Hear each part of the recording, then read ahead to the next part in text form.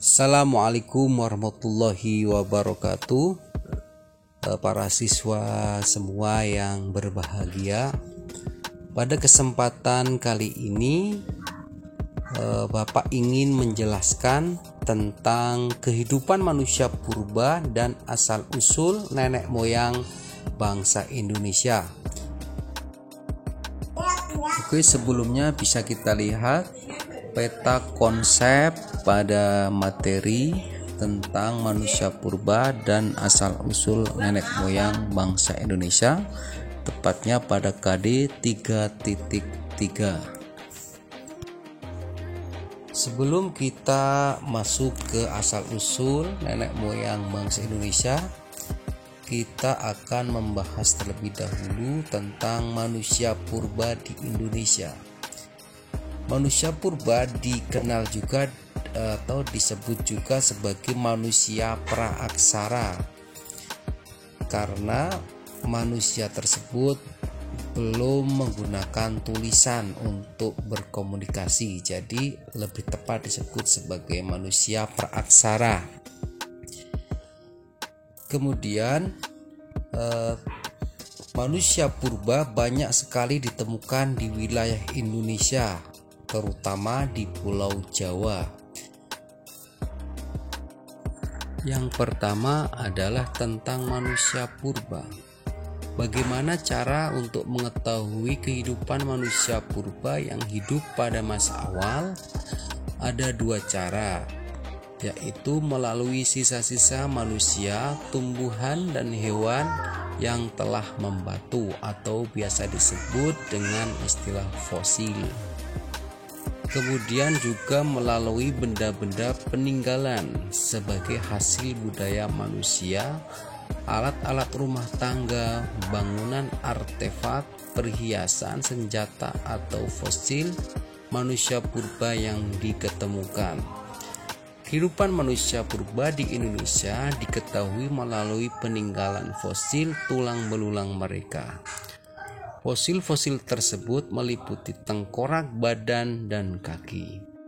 Berdasarkan penelitian yang telah dilakukan oleh para ahli, disimpulkan bahwa mereka atau manusia purba berbeda dengan manusia modern sekarang, namun memiliki kecerdasan tertentu yang lebih cerdas dibandingkan dengan hewan lain seperti kera. Berdasarkan temuan-temuan fosil manusia tersebut, para arkeolog membedakan jenis manusia purba di Indonesia ke dalam beberapa jenis. Yang paling utama adalah jenis Meganthropus, Pithecanthropus, dan juga Homo sapiens.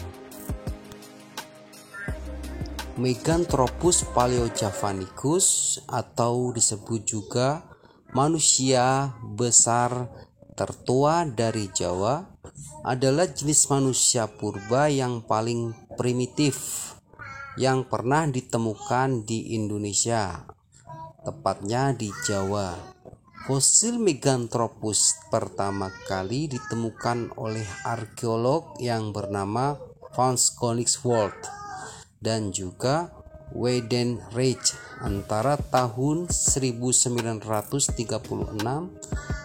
sampai dengan 1941 di situs Sangiran pada formasi Pucangan. Fosil yang ditemukan antara lain berupa fragmen tulang rahang atas dan bawah serta sejumlah gigi lepas. Hingga saat ini Meganthropus dikategorikan sebagai jenis manusia purba yang terpisah atau berbeda dari jenis Homo erectus.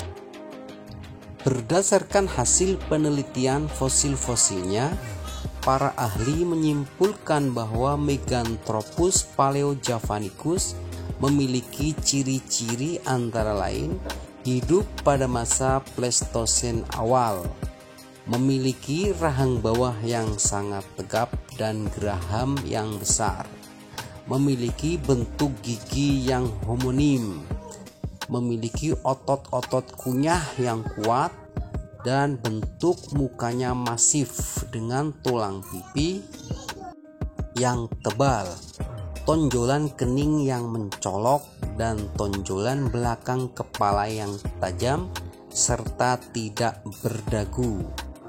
Yang terakhir, memakan jenis tumbuh-tumbuhan atau herbivore. Yang kedua adalah jenis Pithecanthropus atau disebut manusia kera. Manusia Pithecanthropus adalah jenis manusia purba yang fosil-fosilnya paling banyak ditemukan di Indonesia.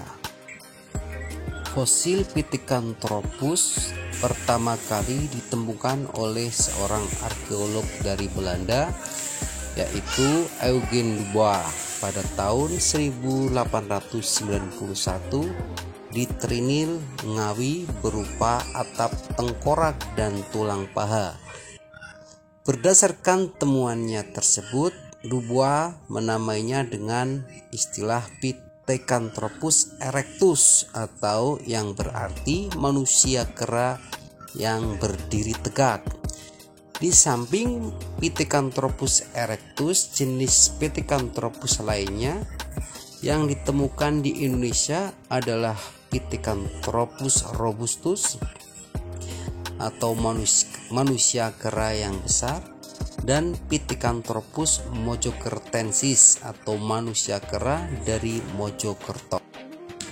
Berdasarkan fosil-fosil yang ditemukan, Pithecanthropus memiliki ciri-ciri sebagai berikut.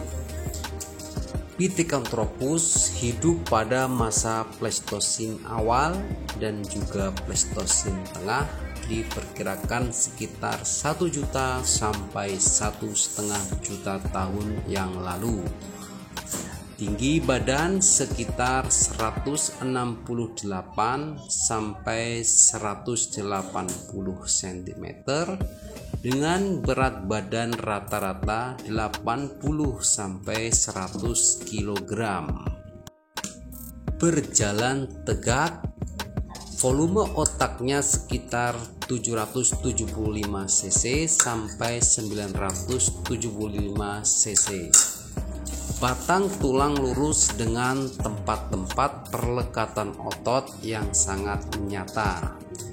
Bentuk tubuh dan anggota badan tegap. Alat pengunyah dan otot tengkuk sangat kuat. Bentuk gerahamnya besar dengan rahang yang sangat kuat. Bentuk kening yang menonjol dan sangat tebal. Bentuk hidung tebal, tidak memiliki dagu, dan terakhir bagian belakang kepala tampak menonjol. Itulah ciri-ciri dari manusia Pithecanthropus. Berikutnya, manusia Homo sapiens atau manusia cerdas. Di antara fosil dari manusia Homo yang berhasil ditemukan di Indonesia adalah jenis Soloensis yang ditemukan di Solo, dan Wajakensis, manusia Homo dari Wajak, Mojokerto.